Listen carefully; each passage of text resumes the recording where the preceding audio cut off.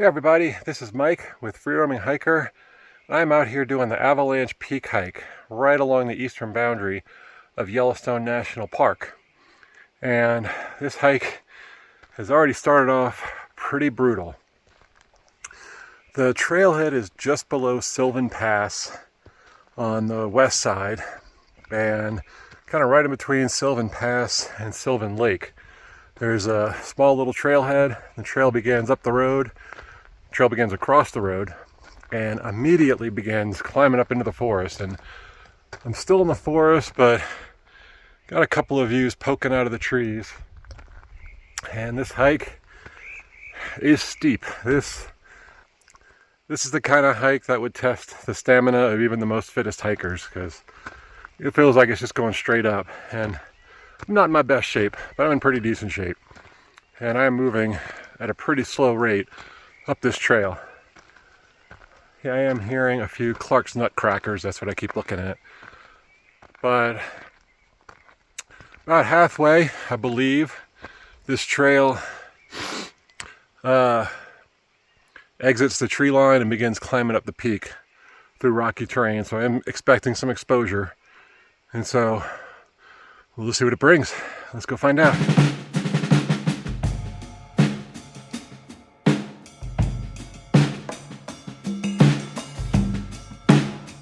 So I am on my way back down, so this clip is coming to you with the benefit of hindsight. There is no water on this trail, so you definitely need to bring all your water because you're not going to be able to filter any because there isn't any available. So I hydrated, I drank about 1 liter before I started, and I brought about 2 liters, and that worked out to be just right for me, but obviously everybody's different.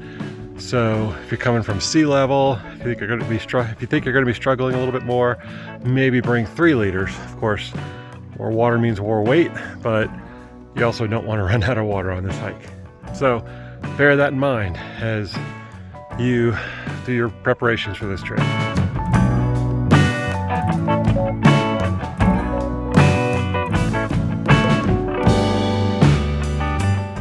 One thing you will notice as you start getting up higher are these white bark pine trees, named for their white-ish bark. And one way you can tell is that these needles are typically clustered in little groups of 5. And it's not a blanket rule. There are some exceptions, as there always is with nature. But you may also notice on your way up that there are pheromone pouches, little white pouches about that big, on some of the white bark trees, and they are trying to save a lot of these trees from the pine bark beetle, which has been decimating a lot of the forests out west. And I would imagine a lot of these dead trees you're seeing are from that very cause. So it's important to not mess with the pouches and leave the white bark pines alone so they can have as good of a chance of growing as they can, because they are actually an endangered species. So, benefit is they are beautiful trees. They are only found at high elevations, and Clark's nutcrackers, as well as grizzly bears, love their nuts. So they are an important food source for this whole region. So be respectful and let the park's pouches do their job.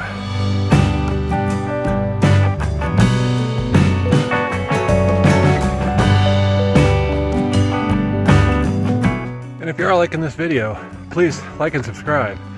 Helps me out a lot. And if you have any questions or comments, leave them down in the comments below. And yeah, we'll keep going.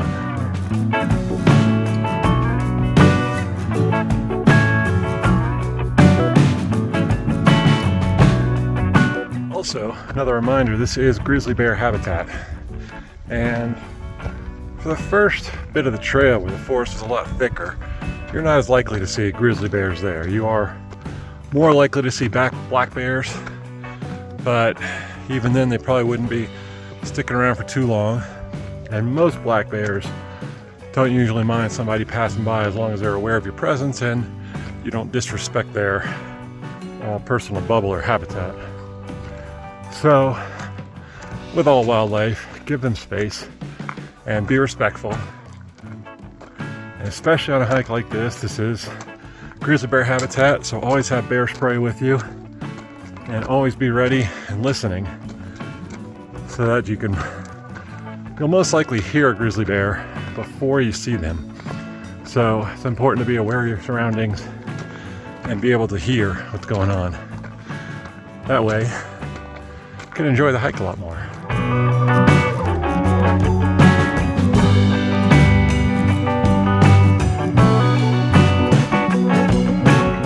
So the trees are definitely starting to thin out. I have reached a pretty massive bowl and getting really scenic. A lot of alpine terrain. And I believe that is because I do see some switchbacks going up, which that's gonna be a brutal climb. But it will be worth it, because this looks like it is pretty stunning. And going back to the grizzly bears, this is where I would expect to find grizzly bears later in the season. In the fall, they will come up to these higher elevations above tree line and look in a lot of these loose rocks for tentpole moths that den there, nest there. And they come out by the thousands, and grizzly bears turn over a rock and they get a massive burst of calories when they all start flying out. So it is pretty stunning up here. And there's a little deer, a little mule deer. I'm not even sure if you could see it, probably right over there. Just hanging out on the side of the mountain. So yeah, if you are hiking this later in the season, definitely be aware that this becomes much more grizzly bear territory as they try to find those moths. So always bring bear spray regardless, and be ready for anything, especially natural beauty.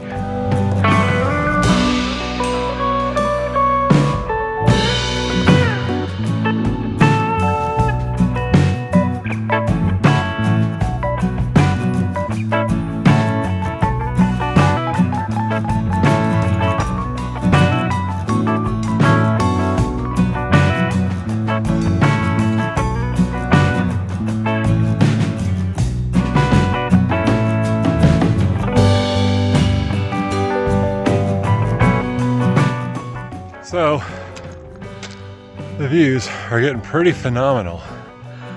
I will say though, if you have a fear of heights, I would recommend stopping at the bowl down below, because there are a few parts up here as you're climbing up the scree that are pretty intimidating, even for me. And I don't think I have much of a fear of heights, at least not too bad at least.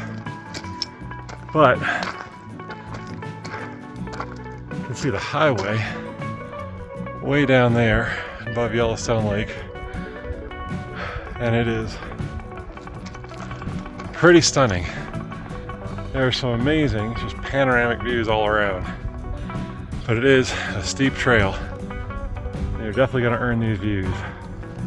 You can even see the Grand Teton way back there. Maybe. Let's see if I can get to the right. There it is. Right down there. So, it is a beautiful hike, but do not come unprepared. Do not, if you have a fear of heights, don't push it. This is probably not a good hike to test your fear or not. But in terms of mileage, the kiosk at the trailhead said it's about 2.3 miles to the summit. I'm about 1.8 miles in, which means I got about half a mile left according to their signage. Sometimes I get a slightly different measurement than their route. So we'll just see what it winds up being.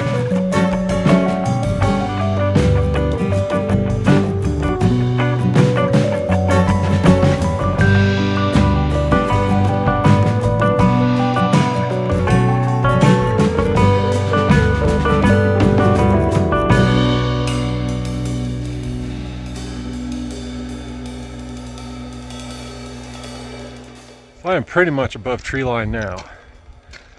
There's only a few small groves, mostly Douglas fir, white bark pine.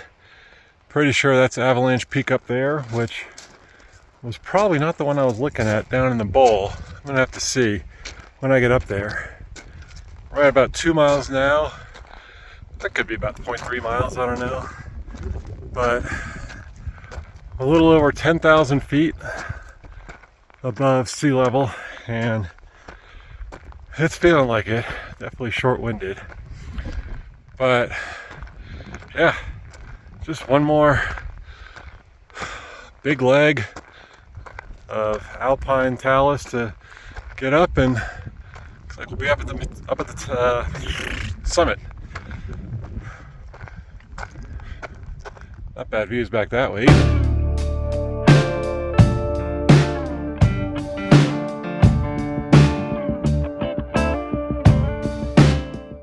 You can hear me over the wind. It's a little breezy up here, but I'm not quite at the summit. There was a fork in the trail. Looked like right went up to the summit as well as left. I took left. Going left gets you a pretty phenomenal view into the interior of Yellowstone, and that makes it totally worth it. So my advice, when you get to that unsigned fork, take the left and enjoy this view, because it is pretty phenomenal. And there's another small peak right over there. I might check that out on the way back out and just enjoy the view from up there. For now, heading right up here. Looks like I don't have too much further. So, onward and upward.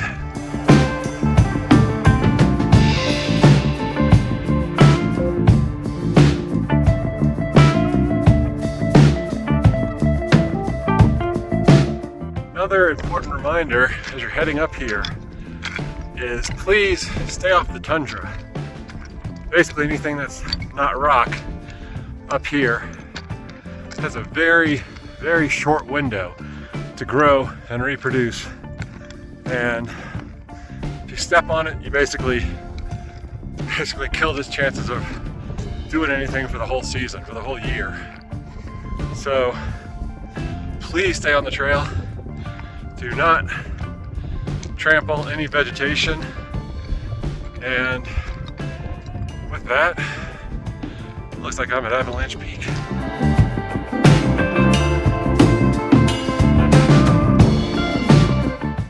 Not quite yet.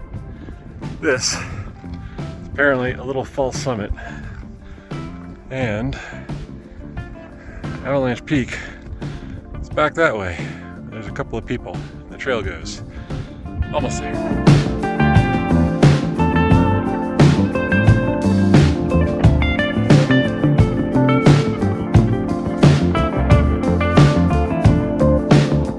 Okay, so I am at the summit of Avalanche Peak. I'm enjoying one of these nice wind shelters. There are several scattered around.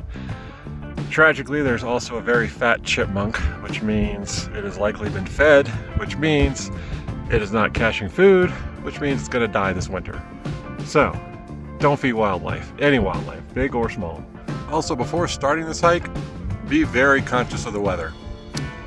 This is the kind of environment you do not want to get caught in a thunderstorm. For the last, I'd say mile and a half, there's very few places to hide. And so if you get caught with lightning, you don't want to be up here. So check the weather. Be aware of what's going to happen.